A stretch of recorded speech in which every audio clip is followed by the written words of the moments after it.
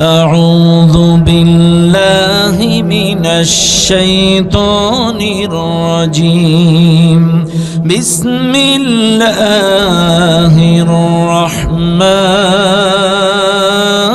الرحيم قل إن كنتم تحبون الله فاتبعوني يحببكم الله صدق الله العظيم সূরাটির নাম সূরাতুল আলে ইমরান। এই সূরাটি মোট আয়াত সংখ্যা 200। এই সূরাটি নাজিল হয়েছে মদিনায়। এই সূরাটি রুকু সংখ্যা 20। এই সূরাটির 31 নম্বর আয়াতের কিছু অংশ আমি আপনাদের সামনে তেলাওয়াত করেছি। এই মাহফিলে যারা আছেন প্রত্যেকটা কথা মনোযোগ দিয়ে খেয়াল করেন। আল্লাহ তাআলা বলছেন, উল ইন কুনতুম তুহিব্বুনাল্লাহ। রাসূলকে বলছেন, রাসূল তুমি বলো। কাকে বলছেন? আল্লাহ রাসূলকে বলছেন, কুল বলো, ইন কুনতুম যদি তোমরা তুহিব্বুনাল্লাহ আল্লাহকে ভালোবাসতে চাও,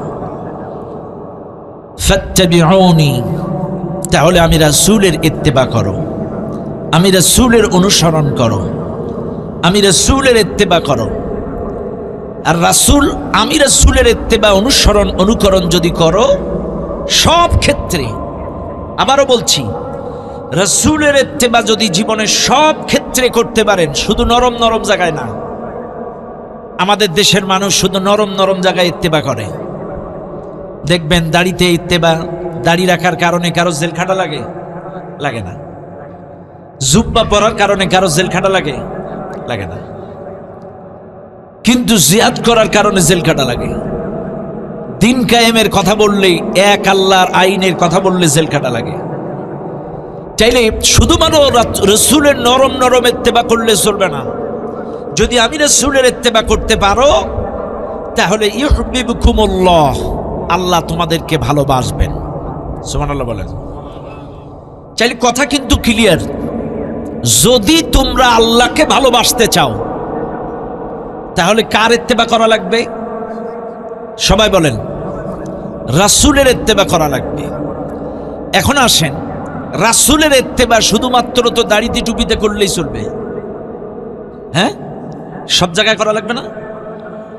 রাসূলের ইত্তেবা যদি জীবনের সব ক্ষেত্রে করতে পারেন, অর্থনীতি, রাজনীতি, সমাজনীতি, শিক্ষানীতি, পরিবার নীতি, সব ক্ষেত্রে রাসূলুল্লাহর ইত্তেবা যদি করতে পারেন তাহলে আল্লাহ বলছেন, ইউহিব্বুকুমুল্লাহ, আমি আল্লাহ তোমাদেরকে ভালোবাসবো।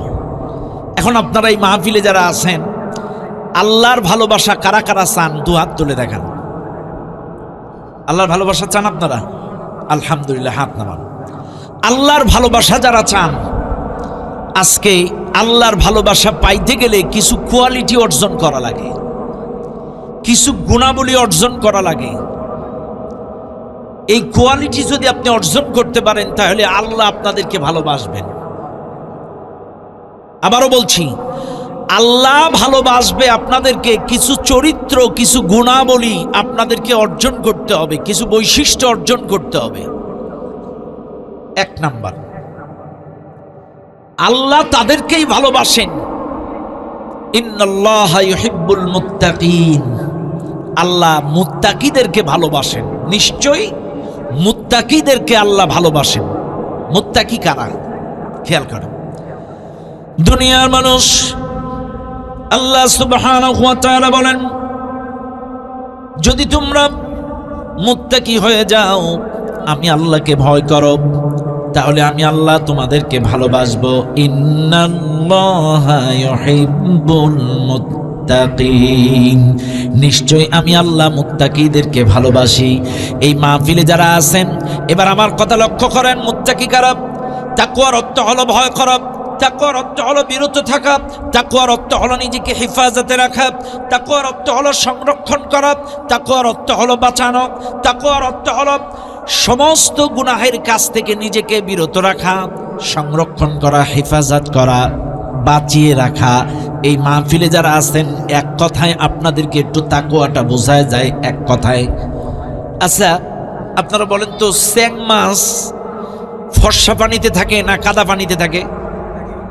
হ্যাঁ, স্যাং মাছ কি ময়লা পানিতে থাকে নাকি ক্লিন পানিতে থাকে? যত নোংরা পচা কাদা আর ময়লা পানির মধ্যে স্যাং মাছ শৈল মাছ, ঠিক না? একটা স্যাং মাছ বা শৈল মাছ ধরতে গেলে মিনিমাম হাঁটু পর্যন্ত কাদার মধ্যে আপনার নামা লাগে, লাগে কি না? হাঁটু পর্যন্ত কাদার ভেতরে নেমে ঢুকে হাতড়ায় ওই স্যাং মাছটাকে উপরে আনতে হয়। আপনারা বলেন তো, এই স্যাং মাছটা উপরে তুললে ওর গায়ে কয় মন কাদা থাকে? থাকে? থাকে না। বুঝেন? কিন্তু বোঝানোর জন্য বলছি তাকওয়া কি, এটা বোঝানোর জন্য বলছি।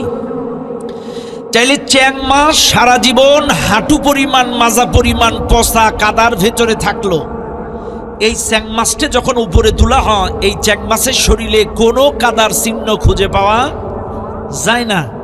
ঠিক এইরকম তাকওয়াটাও হচ্ছে এই রকম, যে এই সুদের দুনিয়ায়, ঘুষের দুনিয়ায়, জেনার দুনিয়ায়, পাপের দুনিয়ায় আপনারা থাকবেন, কিন্তু আপনাদের শরীরে কোনো গুনাহের চিহ্ন খুঁজে পাওয়া যাবে না।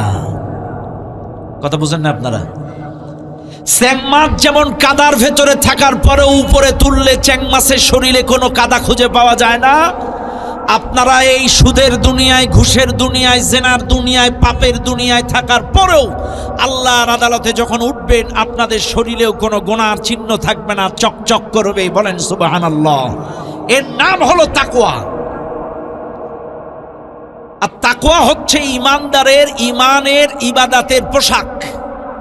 আচ্ছা আপনারা বলেন তো, আমার শরীরে পোশাকটা যদি না থাকতো আমার কেমন দেখা যাইতো? আমার শরীরে কোন জায়গায় কোনটা পশম আছে, কোন জায়গায় তিল আছে, কোন জায়গায় কাটা আছে, কোথায় কি আছে, আপনারা সব টের পাইতেন। এক কথায় এই পোশাকের দ্বারা আমার শরীরটা সুন্দর করে ঢেকে গেছে, আমার শরীরটার একটা সৌন্দর্য বৃদ্ধি হয়েছে। আপনাদেরও পোশাক ছাড়া একটা মানুষের কেমন দেখা যায়? হ্যাঁ, পোশাকবিহীন মানুষকে এবড়ো থেবড়ো বড্ড বিচ্ছিরি দেখা যায়। পোশাকবিহীন মানুষের দিকে মানুষ তাকায়া থাকতে পারে না, কিন্তু পোশাক পরা থাকলে এর দিকে তাকায়া থাকে। কিন্তু পোশাকবিহীন ওই মানুষের দিকে কেউ কিন্তু তাকায় না। কি বলে এটারে? পাগল। কি বলেন? বলেন পাগল। এর দিকে কেউ তাকায় না। শুনে নেন দেবনগরের মুসলমানেরা, পোশাকবিহীন যেমন একটা মানুষকে বড্ড বিচ্ছিরি এবড়ো থেবড়ো দেখায়, ভালো লাগে না। আমার আল্লাহ বলে, বান্দা, একজন মানুষ ঈমান আনার পরে যদি তার ঈমানের সৌন্দর্য না হয়, তার ঈমানের সৌন্দর্য, তার ইবাদতের সৌন্দর্য হলো তাকওয়া। তাকওয়াটাই হলো তার ইবাদতের পোশাক, তাকওয়াটাই হচ্ছে তার ঈমানের পোশাক। যার তাকওয়া নাই তার সমস্ত ইবাদতগুলো এবড়ো থেবড়ো। যার তাকওয়া নাই তার নামাজের সৌন্দর্য নাই, যার তাকওয়া নাই তার রোজার সৌন্দর্য নাই, যার তাকওয়া নাই তার যাকাতের সৌন্দর্য নাই, যার তাকওয়া নাই তার হজের সৌন্দর্য নাই, যার তাকওয়া নাই তার কোনো ইবাদতের সৌন্দর্য নাই। তাকওয়া হচ্ছে সকল ইবাদতের পোশাক। তাকওয়া হচ্ছে ঈমানের সৌন্দর্য বৃদ্ধি করে, তাকওয়া হচ্ছে ইবাদতের সৌন্দর্য বৃদ্ধি করে। কাজে মনে রাখবেন, তাকওয়া হচ্ছে আল্লাহর ভয়। আর আল্লাহর ভয় যদি না থাকে, নামাজ রোজা করে কোনো লাভ নাই। এই দুনিয়ার এমন অনেক পাতি নেতা আছে, আমাদেরকে অবশ্য বলে ধর্ম ব্যবসায়ী, কিন্তু আমার বুঝে আসে না, নির্বাচনের আগে যে টুপিওয়ালাগুলো আমরা এলাকায় দেখতাম, ওই টুপিওয়ালাগুলো এখন কই? কথা না, এতগুলো টুপিওয়ালা এই বাংলাদেশে ছিল নির্বাচনের আগে, এই টুপিগুলো গেছে কই? এই পাঞ্জাবিগুলো, টুপিগুলো কই? নাই। আহা, এই টুপিগুলো, পাঞ্জাবিগুলো এখন আর নাই, খুঁজেই পাওয়া যাচ্ছে না। অথচ আমাদেরকে বলে ধর্ম ব্যবসায়ী, অথচ নির্বাচনের আগে টুপি, পাঞ্জাবি, তসবি, কথা কান ঠিক না বেটি? আরে একটু ভালো করে বেরেন দিয়ে ভালো করে খাটান। ও মুসলমানেরা, যার তাকওয়া নাই তার ইবাদতের সৌন্দর্য নাই। চাইলে আপনার মধ্যে যদি তাকওয়া না থাকে, আপনি নামাজে দাঁড়াবেন, গল্প করবেন, এদিকে তাকাবেন ওদিকে তাকাবেন। আর যার তাকওয়া আছে সে আল্লাহকে ভয় করে সুন্দর করে আন্তরিকতার সাথে দাঁড়াবে, এদিকে ওদিকে তাকাবে না, লৌকিকতার চিন্তা করবে না, সুন্দরভাবে সুন্দর করে দাঁড়াবে। যার তাকওয়া নাই তার রোজার সৌন্দর্য নাই। রোজা থাকবে তাস খেলবে, রোজা থাকবে গ্রাম খেলবে, রোজা থাকবে রিল ভিডিও দেখবে, রোজা থাকবে টিকটক দেখবে, কারণ তার মধ্যে আল্লাহর ভয় নাই। সুবে সাদিক থেকে সন্ধ্যা পর্যন্ত না খেয়েছিল, ওটা ডায়েট করছে, কিন্তু আল্লাহর ভয়ে রোজা থাকেনি। আল্লাহর ভয়ে যারা রোজা থাকবে, রোজা থেকে তাস খেলবে না, রোজা থেকে গ্রাম খেলবে না, রোজা থেকে নগ্ন সিনেমা, গান বাজনা, টিভি সিনেমা দেখবে না। এবার বলেন, যাদের তাকওয়া নাই এরাই টিভি দেখেছে, সিনেমা দেখেছে, তাস খেলেছে, সারাদিন গ্রাম খেলেছে, টিকটক দেখেছে, রিল ভিডিও দেখেছে। আর যাদের ভেতরে তাকওয়া আছে তারা রোজা থেকে সারাদিন নফল ইবাদত করেছে, কোরআন তেলাওয়াত করেছে, তাসবিহ তাহলিল করেছে, আল্লাহর ভয়ে। কথা বলেন ঠিক না বেটে? যার তাকওয়া নাই কোনো ইবাদতের সৌন্দর্য নাই। রোজা থেকে তাস খেলা, ক্যারাম বোর্ড খেলা, ক্রিকেট খেলা, ফুটবল খেলা, টিকটক দেখা, রিল ভিডিও দেখা, নারীর সাথে কথা বলা, অবৈধ পরকিয়া করা, কিসের তাকওয়া? আপনার তাকওয়া থাকলে রোজা থেকে এগুলো করছেন নাই। আবার হজ, আমাদের দেশের অনেক মানুষ এখন হজে যায়, বিশ্বাস করেন এখন গেলে আমাদের কান্না আসে। আমি 21, 22, 23 গেছি, এই রিসেন্টলিও গেছি, এই সালেও গেছি, এই অভ্যুত্থানের পরে গেছি, ঘুরে আসছি। বিশ্বাস করেন এত খারাপ লাগে যে 23 সালে 22 সালে একটু পদ্মা ছিল মোটামুটি, কিন্তু এখন যেই পরিমাণ সেলফি কাবার চত্বরে, নারী পুরুষ কাবার চত্বরে যে হে হে করে আর সেলফি তোলে। আপনার ভিতরে যদি তাকওয়া থাকতো, আল্লাহর ঘরের সামনে যে সেলফি তুলতে পারতেন? নাই। কাবার সামনে যে এরকম মোবাইলে ছবি তোলা, বাড়িতে ছবি পাঠানো, বিভিন্নভাবে ভিডিও কলে এরে ওরে দেখানো, হাসা, ওই কাবার চত্বরে বসেই করছে। খুবই দুঃখ লাগে এখন গেলে কাবার চত্বরে, খারাপ লাগে, প্রচন্ড খারাপ লাগে। ও দুনিয়ার মানুষ, তাহলে মনে রাখবেন, এই তাকওয়া শুধু এক জায়গায় অবলম্বন করলে চলবে না। আজকের এই মাহফিলে যারা আছেন আপনাদেরকে বলে যায়, এই মাহফিলে যারা আছেন বলেন তো মসজিদটা কার? সবাই বলেন কার? সবাই বলেন কার? মসজিদের মধ্যে মিথ্যা কথা বলা যাবে? কেন যাবে না? আল্লাহর ঘর, আল্লাহর ভয়ে কেউ মসজিদে মিথ্যা কথা বলে না। মসজিদে সুদ খাওয়া যাবে? কার ঘর? আল্লাহর ভয়ে সুদ খাওয়া যাবে না। মসজিদে ঘুষ খাওয়া যাবে? আল্লাহর ভয়ে ঘুষ খাওয়া যাবে না। মসজিদে পরকিয়া করা যাবে? আল্লাহর ভয়ে মসজিদে পরকিয়া করা যাবে না। কিন্তু আপনাদের কাছে আমার প্রশ্ন, মসজিদটাও যার, এই জমিনটাও তার। মসজিদে যদি সুদ খাওয়া না যায়, এই জমিনের মধ্যেও সুদ খাওয়া যাবে না। মসজিদের মধ্যে যদি ঘুষ খাওয়া না যায়, এই জমিনের মধ্যেও যাবে না। মসজিদে যদি গান শোনা না যায়, এই জমিনের মধ্যেও যাবে না। মসজিদের মধ্যে যদি পরকিয়া করা না যায়, এই জমিনের মধ্যেও যাবে না। কারণ মসজিদটাও যার, এই জমিনটাও তার। মসজিদে যদি মিথ্যা কথা বললে আল্লাহ শোনে, এই জমিনের মধ্যে মিথ্যা কথা বললেও আল্লাহ শুনতে পায় কি পায় না? এই জমিনে মিথ্যা কথা বললেও আল্লাহ শুনতে পায়, এই জমিনেও শুনতে পায় সব কিছু। কিন্তু কপাল পোড়া বাঙালি আমরা মনে করি সব হয় মসজিদের মধ্যে। কেউ মসজিদে মিথ্যা কথা কয় না, কেউ মসজিদে সুদের ব্যবসা করে না, কেউ মসজিদে ঘুষ খায় না, কেউ মসজিদে জেনা করে না, কেউ মসজিদের মধ্যে অকাম করে না, কিন্তু মসজিদের বাইরে সব করে। তার মানে মসজিদটা হলো আল্লাহর, আর এই জমিনটা হলো আওয়ামী লীগ অথবা বিএনপির। নাকি এই জমিনটা কার? আল্লাহর। আল্লাযী জাআলা লাকুমুল আরদা ফিরাশা, এই জমিনটাকে বিছানা বানিয়ে দিয়েছি আমি আল্লাহ। এই জমিনে যে তোমরা চলাফেরা করছো, আমি আল্লাহ বিছানা বানিয়ে দিয়েছি। চাইলে মসজিদের মধ্যে যেগুলো চলবে না, মসজিদের বাইরেও সেটা চলবে না। এর নাম হচ্ছে তাকওয়া, আল্লাহর ভয়। কিন্তু কপাল পোড়া বাঙালি শুধু ভয় করে মসজিদে। এই খবরদার, রিংটোন সাইলেন্ট করিস, তোর রিংটোনে কিন্তু গান দেওয়া, আকুম বাকুম গান। ওই গানের রিংটোন যদি মসজিদে বাজে, ওটা ইজ্জতের ব্যাপার, ওইটা সাইলেন্ট করে ঢোকে। কারণ মসজিদের মধ্যে রিংটোন গান বাজনা বাজানো যাবে না, কিন্তু বাইরে যাবে। হ্যাঁ, কি বিশ্বাস আমাদের, আশ্চর্য হয়ে যাবেন। তাহলে মসজিদের মধ্যে যদি ওই গান বাজনা রিংটোন মোবাইলে না রাখা যায়, মসজিদের বাইরেও রাখা যাবে। মসজিদের মধ্যে যদি ইয়ারফোনে গান শোনা না যায়, মসজিদের বাইরেও শোনা যাবে। কার ভয়ে? ব্যাস, এর নাম হলো তাকওয়া। এরপরে ব্যবসার মধ্যে ভয় করা লাগবে কার? ব্যবসার মধ্যে ভয় আছে নাকি? নাই নাই নাই, রাগ করবেন না। ব্যবসার মধ্যে আল্লাহর ভয় নাই। আপনারা বুকে হাত দিয়ে তাকান, বুকে হাত দিয়ে দেখেন, এই যে আমের সিজন, কিসের সিজন? আমের সিজন না সামনে? দেখবেন আমের সিজনে এক অফিস, ওসি সাহেব থানার থেকে ডিউটি শেষ করে বেরিয়েছে। ওসি সাহেব থানার সামনে দেখে একজন আম বিক্রি করছে। ওসি সাহেব জিজ্ঞাসা করছে, তোমার আম মিষ্টি হবে? বলছে, কি যে বলেন স্যার, আম খাইবেন তো গুড় খাইবেন, আম খাইবেন তো গুড় খাইবেন। ওসি তো খুব খুশি, 5 কেজি দাও। 5 কেজি আম নিয়ে বাড়ি গেছে। গিয়ে কেটে গালে দিয়ে দেখে, আই রে টক, অসম্ভব টক। আর ওসির তো মেজাজ গরম। এখন নাই ওসিরা একটু ঠান্ডা, কিন্তু আওয়ামী লীগের আমলে ওসিদের কি অবস্থা ছিল? ওরে বাবা, ওরাই মন্ত্রী, কথা কানা। ওসি এসে পরের দিন আম আলারে, বেয়াদব নির্লজ্জ বাখদার, তোরে জিজ্ঞাসা করলাম তোর আম মিষ্টি হবে, তুই বললি আম খাইবেন তো গুড় খাইবেন, এই তোর আম তো টক। বলছে, স্যার আমি তো মিছে কথা কই নাই, এই জন্য তো কইছি আম খাইবেন তো গুড় খাইবেন, তার মানে এত টক হবে, আপনার গুড় খাওয়া লাগবে।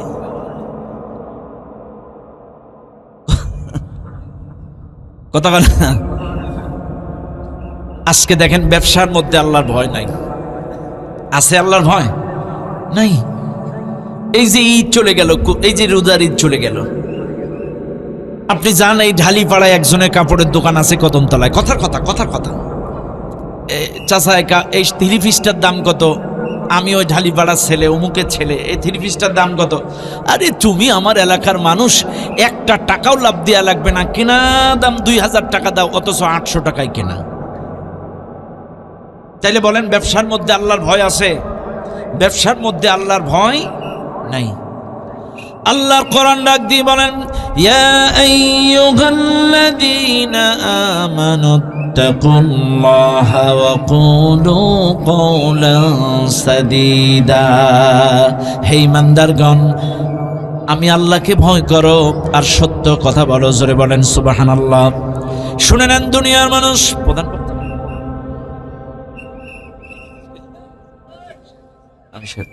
নারায়ে তাকবীর, নারায়ে তাকবীর।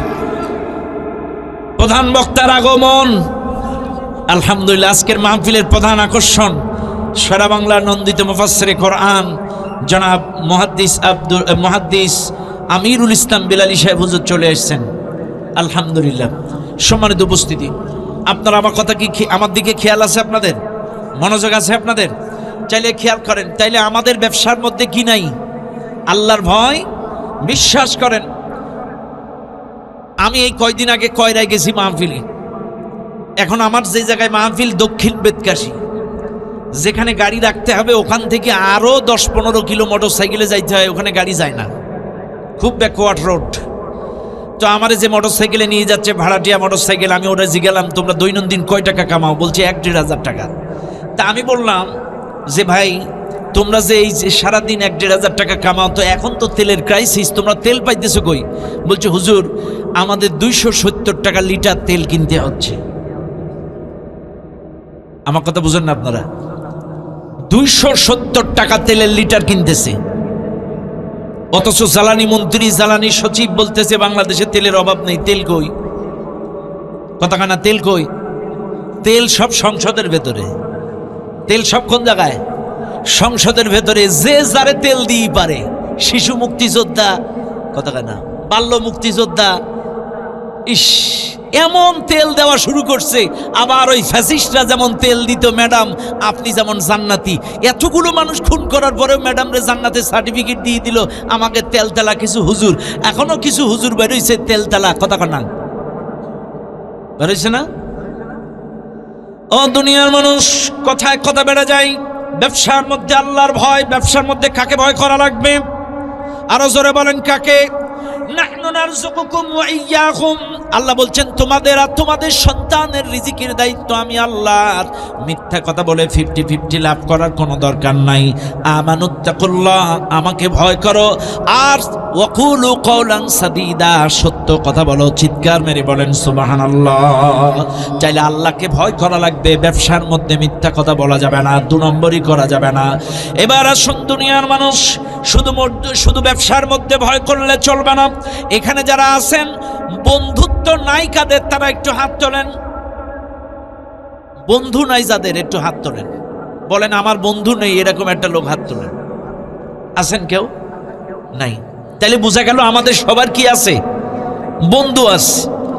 আল্লাহ বন্ধুত্বের ব্যাপারেও বললেন, ইয়া আইয়ুহাল্লাযীনা আমানু তাকুল্লাহা ওয়া কুনু মা'আস সাদিকিন, হে ঈমানদারগণ, আমি আল্লাহকে ভয় করো আর সত্যবাদীদের সঙ্গে চলো।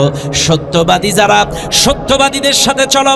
এই মাহফিলে যারা আছেন শুনেন, আবারও বলছি, আল্লাহ আর এক জায়গায় বলেন, ইয়া আইয়ুহাল্লাযীনা আমানু লা তাত্তাখিযু আবাআকুম ওয়া ইখওয়ানাকুম আউলিয়া ইন ইসতাহাব্বুল কুফরা আলাল ঈমান ওয়া মান ইয়াতাওয়াল্লাকুম মিনকুম ফাউলাইকা হুমুজ জালিমুন।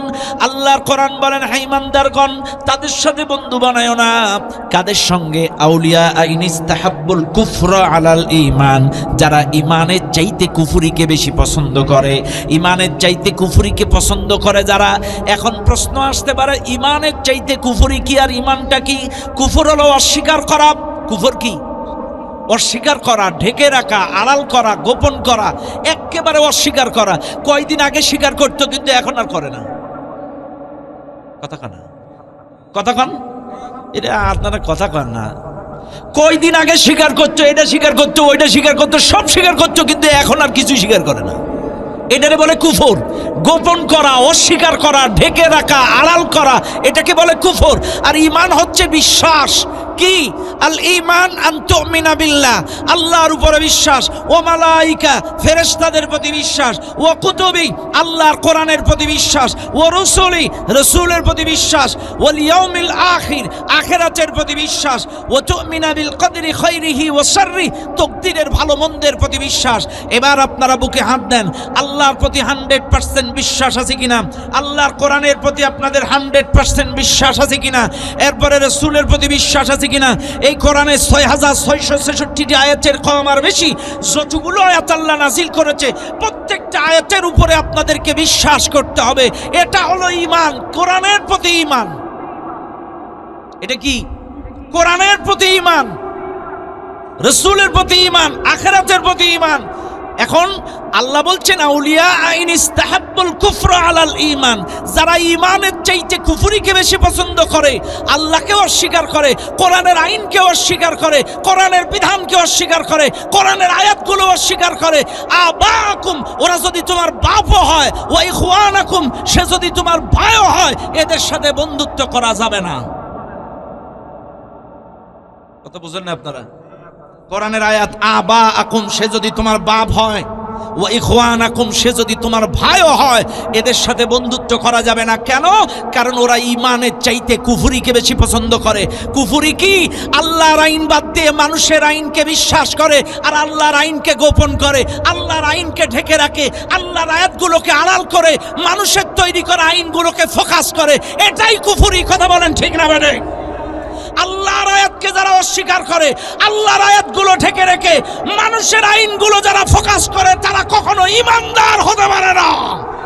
আর এদের সাথে আমাদের কোনো সম্পর্ক থাকতে। এবার বলবেন, হুজুর যদি সম্পর্ক করি, ওমান ইয়াতাওয়াল্লাহুম মিনকুম ফাউলাইকা হুমুজ জালিমুন, আপনারা জালেম হয়ে যাবেন। কথা বুঝছেন না আপনারা? যারা আল্লাহর আইনকে ঢেকে রাখলো, আইন মানে না, কোরআনের আয়াত মানে না, আল্লাহর বিধান মানে না, কোরআন দিয়ে রাষ্ট্র চলুক এটা মানে না, এদেরকে আপনি সাপোর্ট করলেন, ওদের সাথে সম্পর্ক করলেন, মানেন আপনি জালেম হয়ে গেলেন, আল্লাহর উপরে জুলুম করলেন। আল্লাহর আইন যারা অস্বীকার করে, তাদের সাথে রিলেশন করলেন। আল্লাহর আইন যারা চায় না, আল্লাহর বিধান যারা চায় না, তাদের সাথে আপনি সম্পর্ক করলেন। তার মানে আপনি কি হয়ে গেলেন? তাইলে বলেন কাদের সাথে চলতে হবে? সত্যবাদী কারা? আমানুত্তাকুল্লাহ, ইমানদারগণ আমি আল্লাহকে ভয় করো। ওয়াকুনু মা'আস সাদিকিন, সত্যবাদীদের সাথে চলো। এইবার সত্যবাদী কারা? আপনাদের কাছে আমার প্রশ্ন, এটা একটা মঞ্চ, আমি জাস্ট বোঝানোর জন্য আপনাদেরকে বলছি। এই মঞ্চে 5টা রাজনৈতিক দলের নেতা এসে বক্তব্য দিল। 4টা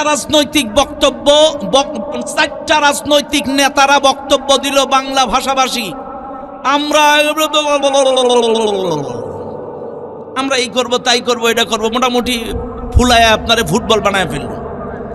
4টা নেতা বক্তব্য দিল বাংলা বক্তব্য, আর একটা নেতা বক্তব্য দিল আধা ঘন্টার মধ্যে 20টা আয়াত 5টা হাদিস। ওয়াকালা তাআলা ইয়া আইয়ুহাল্লাযীনা আমানু দুখুলু ফিস-সিলমি কাফা ইয়া আইয়ুহাল মুসাল্লুন মা'আল হাযিরিন ইন্নাদ-দীনা ইনদাল্লাহিল ইসলাম। আধা ঘন্টা বক্তব্যের মধ্যে 20টা আয়াত 5টা হাদিস। এবার আমার সঙ্গে আপনারা জবাব দেন, কে কোন দল করে আমি জানি না, কিন্তু বাংলা বক্তব্যে মিথ্যা থাকতে পারে না কোরআনের আয়াত দিয়ে বক্তব্যের মধ্যে মিথ্যা থাকতে পারে? হ্যাঁ, চাইলে বাংলা বক্তব্যের মধ্যে রংচং থাকতে পারে, বাংলা বক্তব্যের মধ্যে মিথ্যা আশ্বাস থাকতে পারে, বাংলা বক্তব্যের মধ্যে তেলতালি থাকতে পারে, বাংলা বক্তব্যের মধ্যে মানুষের আশ্বাস দিয়ে আশ্বাস ভঙ্গ করা থাকতে পারে। কিন্তু কোরআনের আয়াত দিয়ে যারা অর্থ করে, ব্যাখ্যা করে, কোরআন দিয়ে ডাকে, কোরআন দিয়ে কথা বলে, এই কোরআনের আয়াতের মধ্যে কোনো মিথ্যা কথা।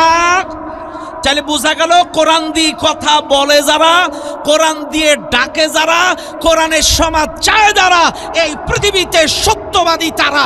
আর আল্লাহ বলছেন সত্যবাদীদের সাথে চলো, ওয়াকুনু মা'আস সাদিকিন।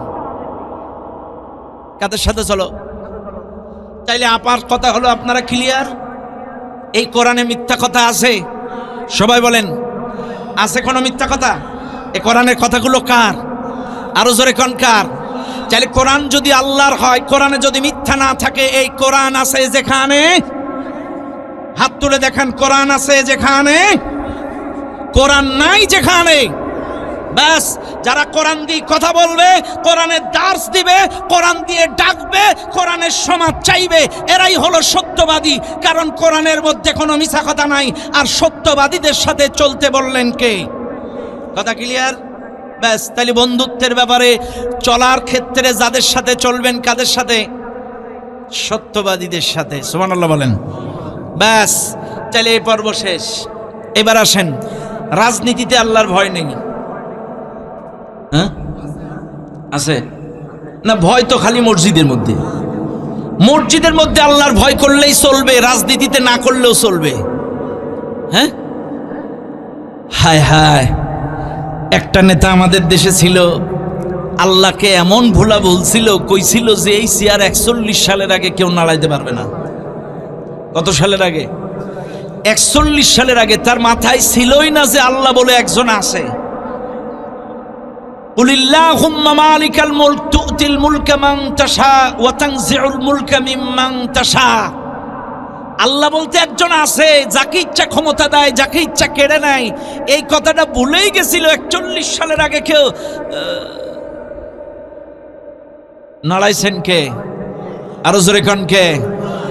আর যারা এরকম বিশ্বাস করবে, মানুষের ওয়াদা ভঙ্গ করবে, স্বপ্ন ভঙ্গ করবে, কথা দিয়ে কথা রাখবে না, কথাগুলো গোপন করবে, আড়াল করবে, ইনিয়ে বিনিয়ে ছিনিয়ে চলে যাবে, এদেরকেও ছুটাইতে পারেন কে? আল্লাহ আছে না নাই? বিশ্বাস করেন, এই বিশ্বাস যদি তাদের না থাকে, এক থাপ্পড়ে আল্লাহ ছুটাইয়া দিতে পারে। পারে কি পারে না? পারে। তাইলে রাজনীতিতে তো আল্লাহকে ভয় করা না করলেও চলবে নাকি? ভয় করা লাগবে? জোরে করেন, লাগবে। এখন রাজনীতিটা কি শোনেন।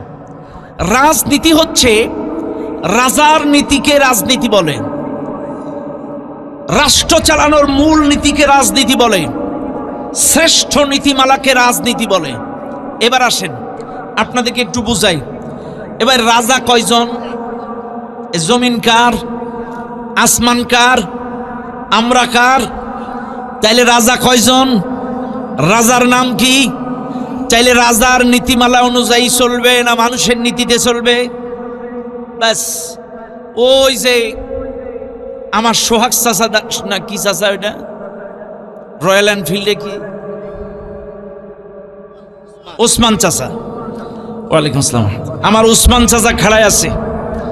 দেখেন এই যে উসমান চাচা খাড়ায় আছে, উসমান চাচার আমি যদি এখন বলি আমার চাচা কিন্তু খুব বড় প্রভাবশালী মানুষ, চাচারে যদি বলি যদিও আমার চাচা, কিন্তু আমি যদি বলি চাচা আজকের থেকে আপনার বাড়ির লোকজন আমার কথা মতো উঠবে বসবে, এমন আপনিও আমার কথায় চলবেন, আমার কথায় বসবেন, আমার কথায় উঠবেন, আমার কথায় বসবেন, আপনার বাড়িতে আমার নিয়ম কানুন আইন চলবে, আমার উসমান চাচা মানবে না কেন?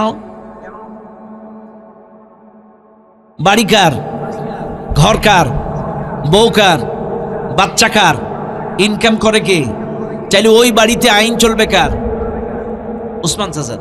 আচ্ছা উসমান চাচা যদি আমারে বলে চাচা আপনারে খুব মহব্বত করি, আপনি আমাদের ভাতিজা, আপনার বাড়িতে আমার মাতব্বাড়ি চলবে, আমি তো মেনে নেব। আমার বাড়ি যদি উসমান চাচা এরকম মাতব্বাড়ি চালাইতে যায় আমি মেনে নেব তো, নাকি মানবো না? তো কথা কিন্তু ক্লিয়ার। আমার মাতব্বাড়ি যদি উসমান চাচার বাড়ি না চলে, উসমান চাচার মাতব্বাড়ি যদি আমার বাড়ি না চলে, এটা তো আপনারা খুব ভালো বোঝেন।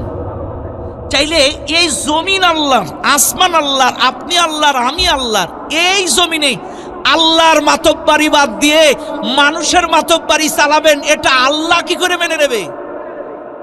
এই জিনিসটা কেন বুঝেন না?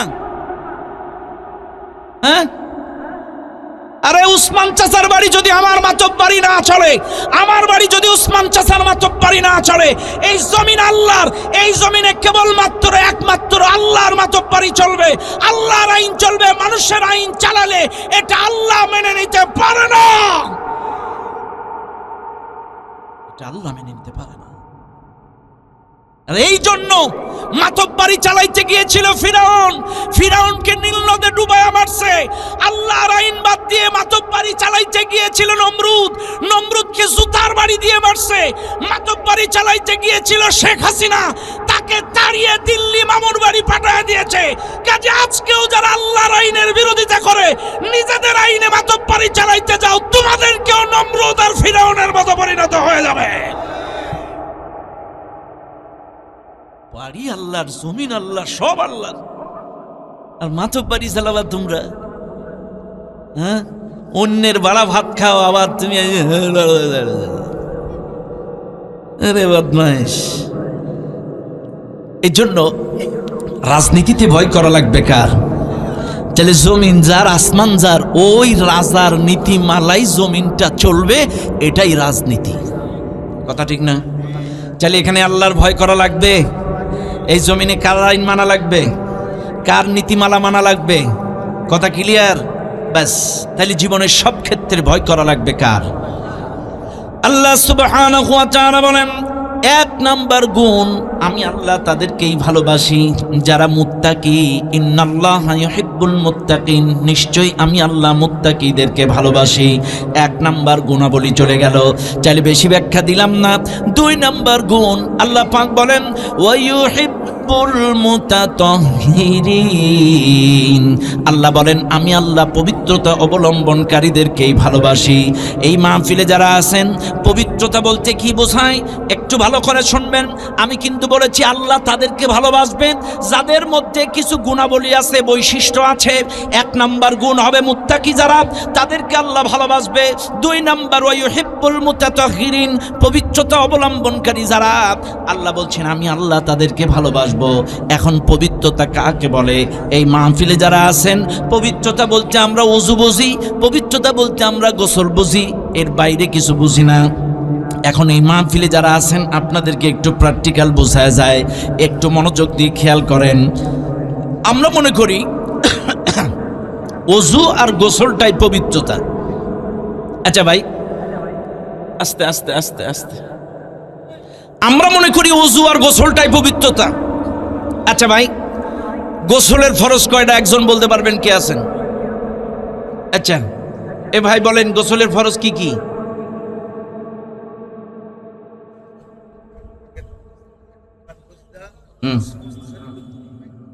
মাশাআল্লাহ, এই যে ফার্স্ট বয় খুব সুন্দর উত্তর দিয়েছেন। ভাইয়ের নাম কি? মাকফুরুর রহমান, খুব সুন্দর নাম। শোনেন, আপনাদেরকে বলি, আপনাদেরকে গোসলের ফরজ 3টা, এটা অনেকেই কিন্তু জানে না, আর জানলেও এটা আদায় করে না। আবারও বলছি, গোসলের ফরজ 3টা, জানলেও অনেকে এইটা আদায় করে না, ব্যস্ততার কারণে ডুব দিয়ে চলে যায়। গোসলের ফরজ 1 নম্বর, গড়গড়ার সহিত কুলি করা 3 বার, নাকের নরম স্থানে পানি দেওয়া 3 বার, সমস্ত শরীর ডলে ডলে ঘষে ঘষে, নাভির ভেতরে, কানের প্যাচের ভেতরে, তারপরে লুঙ্গির ভাঁজের ভেতরে ডলে ডলে সমস্ত শরীর ম্যাসেজ করে ডলে ডলে প্রত্যেকটা পশমের গোড়া যেন ভিজে, এই ডলে ডলে ধোয়াটা, এটা ফরজ। তাইলে এই 3 ফরজ যদি আদায় হয়, আপনার গোসলের ফরজ আদায় হলো। এটা গেল 1। আবার ফরজ গোসল যখন হয়, এটা কিন্তু আবার আর এক নীতিমালাই। এটার প্রশ্ন আবার আর একটা। ফরজ গোসলটা হলো, আপনি যখন ফরজ গোসল করবেন, আপনি বাথরুমে বা পুকুরে যখন যাবেন, আপনি তো খুব ভালো জানেন আপনার শরীরের কোথায় কোথায় নাপাকি লাগছে। ওই নাপাকিগুলো আগে সুন্দর করে ডলে ডলে ধুয়ে ফেলা, তারপরে 3টা ফরজ আদায় করা, স্বাভাবিকভাবে সুন্দর করে সব ধোয়া, এবং সর্বশেষ উজু করে, সর্বশেষ গোসল করে পাও দুটো সুন্দর করে ধুয়ে বেরিয়ে আসা। এটা হচ্ছে ফরজ গোসলের নীতিমালা। এবার আসেন, আপনারা উজু আর গোসলে ফরজ, এটা স্বাভাবিক জানেন। এখন আসেন তো, এটাই কিন্তু পবিত্রতা না, এটা হচ্ছে শরীরের পবিত্রতা। ওযু আর গোসল। আত্মার পবিত্রতা হচ্ছে হালাল খাদ্য খাবার। আবারও বলছি, ভালো করে শুনে নেন, ওযু আর গোসলের দ্বারা আপনার শরীর পবিত্র হবে, দেহ পবিত্র হবে। হালাল খাদ্য খাবারের মাধ্যমে আপনার আত্মা পবিত্র হবে। এখন আসেন, আপনার ওযুও সহি, আপনার গোসলও সহি, কিন্তু খাদ্যটা যদি মাটি বেচা টাকা হয়, খাদ্যটা যদি দালালির টাকা হয়, খাদ্যটা যদি সুদ খাওয়া টাকা হয়, খাদ্যটা যদি ঘুষের টাকা হয়, খাদ্যটা যদি চুরি করা টাকা হয়, খাদ্যটা যদি দুর্নীতির টাকা হয়, খাদ্যটা যদি জনগণের হক হয়, খাদ্যটা যদি বনের জমি ফাঁকি দেওয়া খাওয়া টাকা হয়, ওই খাদ্য খাইলে আপনার আত্মা নাপাক। আর আত্মা যদি নাপাক থাকে, ওযু গোসল যতই করেন না কেন, ওই নাপাক আত্মা দিয়ে যতই সেজদা দেন, কাম। কত বুঝেন আপনারা? কত বোঝা যায়? বুঝেন কিন্তু ভালো করে। আরে ওযু আর গোসলে শরীরের পবিত্র হন, হালাল খাদ্য খাবারে আত্মা পবিত্র হয়। আত্মা সুদের মাধ্যমে আত্মা নাপাক, ঘুষের মাধ্যমে আত্মা নাপাক, দালালির টাকায় আত্মা নাপাক, হারাম টাকায় আত্মা নাপাক। আপনার আত্মা যদি নাপাক থাকে, যতই ওযু গোসল করে আপনি নামাজ পড়েন, একটা সেজদাও আল্লাহর দরবারে কবুল হবে না। আর আল্লাহ বলছে, দেহ পাক, আত্মাও পাক। এই পাক যদি ঠিক থাকে, আমি আল্লাহ তাদেরকে ভালোবাসি। ওয়ায়ুহিব্বুল মুতাতাহহিরিন, আমি আল্লাহ পবিত্রতা অবলম্বনকারীদেরকেই ভালোবাসি। কথা ক্লিয়ার? ম্যাক্সিমাম এই মাহফিলে যারা আছেন, একটু ভালো করে বলেন তো, এই যে দেখেন আমাদের দেশে চ্যাংড়া পোলাপান যারা, ম্যাক্সিমাম এদেরকে আসর জোহরে বলবেন, খোকা চল নামাজ পড়ে আসি। চাচা প্যান ভালো নেই। আচ্ছা, তোর প্যান ভালো নেই কেন? তার মানে কলেজে, রাস্তাঘাটে, যেখানে সেখানে দাঁড়ায়া খাড়ায়া বইসে যেমনি হোক মারছো, ঢেলাকুলো পানি কিচ্ছু নাওনি, ওইভাবে রেখে দিছ। তার মানে তোমার শরীরও না পাক, তোমার প্যান্টও না পাক। আর ওই অবস্থায় যদি তোমার মৃত্যু হয়, আর আল্লাহ বলছেন আমি পবিত্রতা অবলম্বনকারীদেরকে ভালোবাসি, নাপাক ব্যক্তিকে ভালোবাসি, এ কথা কোনো জায়গায় নেই। ম্যাক্সিমাম মানুষ, ম্যাক্সিমাম ইয়াং জেনারেশনের প্যান নাপাক, ম্যাক্সিমাম। একটা প্যান 1 সপ্তাহ ধরে পড়ে, নাই টিস্যু, নাই কোনো পানি, নাই কিছু। চাইলে ও কি থাকলো? নাপাক। আর নাপাক অবস্থায় আল্লাহর রহমত আসে না। আর এক হাদিসে আসছে, যার মৃত্যু যে অবস্থায় হবে, ওই অবস্থায় ও কিয়ামতে উঠবে। আপনার মৃত্যু যদি নামাজের সেজদায় হয়, সেজদারত অবস্থায় কিয়ামতে উঠবেন। আপনার মৃত্যু যদি কোরআনের আন্দোলন করতে যে শাহাদাতি মৃত্যু হয়, রক্তমাখা কাপড় নিয়ে আল্লাহর আদালতে উঠবেন। আপনার মৃত্যু যদি কোরআন পড়তে গিয়ে হয়, কোরআন পড়তে পড়তে কিয়ামতে উঠবেন। আপনার মৃত্যু যদি ইমানই মৃত্যু হয়, ইমান নিয়ে কিয়ামতে উঠবেন। ঠিক এমনি ভাবে নেগেটিভ, আপনার মৃত্যু যদি পতিতালয় হয় ওই অবস্থায় কিয়ামতে উঠবেন। আপনার মৃত্যু যদি পরকিয়া করতে যে হয় ওই অবস্থায় কিয়ামতে উঠবেন। আপনার মৃত্যু যদি গাঁজা খাইতে খাইতে হয় গাঁজা খাইতে খাইতে উঠবেন। আপনার মৃত্যু যদি ক্রাম খেলতে খেলতে জুয়া খেলতে খেলতে হয় জুয়া খেলতে খেলতে কিয়ামতে উঠবেন। আপনার মৃত্যু যদি ইসলামের বিরোধিতা, কোরআনের বিরোধিতা, কোরআনী আন্দোলনের বিরোধিতা করতে যে নাফরমানি অবস্থা হয় ওই নাফরমান অবস্থায় কিয়ামতে উঠবেন। যার মৃত্যু যে অবস্থায় হবে ওই অবস্থায় কিয়ামতে উঠবে। তাইলে আমার বাড়ির থেকে বেরোনোর সময় দেহ কাপড় পাক থাকার দরকার আছে না নাই? কার কখন মৃত্যু হবে জানেন আপনারা? কেউ জানি না। কার কি মৃত্যু হবে এটা কি আমরা জানি? জানি না। ও দুনিয়ার মানুষ, এই মাহফিলে যারা আছেন একটু ভালো করে মনে রাখবেন। এর জন্য আপনাদেরকে বলি, যুবক বলেন, মুরব্বী বলেন, মাঝারি বয়সের বলেন, যেই বলেন, সদা সর্বদা পবিত্র থাকার চেষ্টা করবেন। কারণ আল্লাহ বলেন, আমি আল্লাহ পবিত্রতা অবলম্বনকারীদেরকেই ভালোবাসি। ও মুসলমান বাবাজিরা আমার, এই জন্য আপনাদেরকে বলবো সদা সর্বদা পবিত্রতার ব্যাপারে আপনারা খেয়াল রাখবেন। প্রস্রাব পায়খানার থেকে খেয়াল রাখবেন। আবার আপনার হালাল খাদ্য খাবারের ব্যাপারেও আপনারা খেয়াল রাখবেন। এটা যদি পবিত্র থাকে আপনার সমস্ত ইবাদত বন্দেগী কবুল হবে। এরপরে আসেন তিন নাম্বার আল্লাহ কাদেরকে ভালোবাসেন? ওয়া আহসিনু ইন্নাল্লাহা ইউহিব্বুল মুহসিনিন। তিন নাম্বার আল্লাহ বলছেন, আমি আল্লাহ ইহসানকারীদেরকে ভালোবাসি। ইহসানকারী, খেয়াল করেন, ইহসান অর্থ উত্তমভাবে করা, ভালোভাবে করা, আন্তরিকভাবে করা, মানুষের সাথে উত্তম আচরণ করা, ইবাদাতের ক্ষেত্রে আন্তরিকভাবে ইবাদাত করা। এবার আসেন আপনাদেরকে একটু বুঝাই, ইবাদাতের ক্ষেত্রে এমনভাবে ইবাদাত করবেন। আল ইহসান আন তা'বুদাল্লাহ কাআন্নাকা তারাহু ফাইন লাম তাকুন তারাহু ফাইন্নাকা ইয়ারাক। এমনভাবে আপনি নামাজ পড়বেন মনে করবেন আপনি আল্লাহকে দেখতে পাচ্ছেন। আর আপনি যদি আল্লাহকে দেখতে না পান মনে করবেন আল্লাহ আপনাকে দেখতেছে। আল্লাহর সামনে আমি দাঁড়ায় আছি, আল্লাহ আমাকে দেখতেছে। এইভাবে নামাজ পড়বেন, আল্লাহ আমাকে দেখতেছে, আল্লাহর সামনে আমি দাঁড়িয়ে আছি। আপনি আল্লাহকে দেখবেন। আপনি যদি না টের পান, আপনার আত্মা, আপনার অন্তর চক্ষু যদি খোলা না থাকে, তাহলে মনে করবেন আল্লাহ আপনাকে দেখতেছে। এইভাবে নামাজ পড়বেন, এইভাবে রোজা করবেন, এইভাবে হজ করবেন। প্রত্যেকটা ইবাদত আন্তরিকভাবে করবেন, যেন আল্লাহকে দেখতে দেখছেন, আল্লাহর সামনে দাঁড়িয়ে আল্লাহর ইবাদত করছেন। আরেকটা হচ্ছে উত্তমভাবে করা, উত্তম আচরণ করা, মানুষের সাথে ভালোভাবে কথা বলা, ভালোবেসে কথা বলা, হাসি মুখে কথা বলা, মা বাবার সাথে, স্ত্রীর সাথে, সন্তানের সাথে, প্রতিবেশীর সাথে, প্রত্যেকের সাথে ভালোভাবে কথা বলা। এটার অনেক ব্যাখ্যা বিশ্লেষণ আছে, কিন্তু বেশি ব্যাখ্যা আমি আর দিব না। সম্মানিত ভাইরা, আমি আপনাদেরকে একটু দু একটি কথা বলতে চাই। ভাই, ম্যাক্সিমাম মাহফিলে মানুষ এখন মাহফিলে আসতেই ভয় পায়। আসলে বিশ্বাস করেন, মাহফিলগুলো হয় কেন? মাহফিলগুলো হয় এই কারণে, এলাকার মানুষ মাহফিল দেয় এই কারণে তারা একা জান্নাতে যেতে চায় না, সকলকে নিয়ে যেতে চায়। মিজান আজারি ভাইয়ের একটা গজল আছে, এটা অন্য শিল্পীর